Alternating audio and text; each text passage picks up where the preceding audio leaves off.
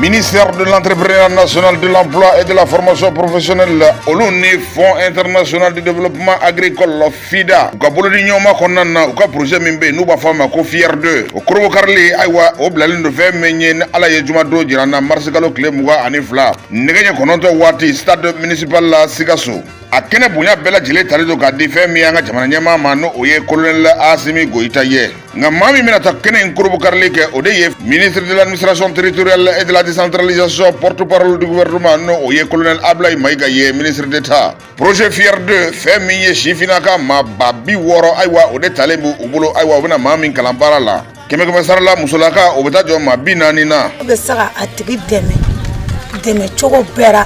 N'a tigi kɔni bɛ baara fɛ ou bien a kana se ka taa tungan fɛ.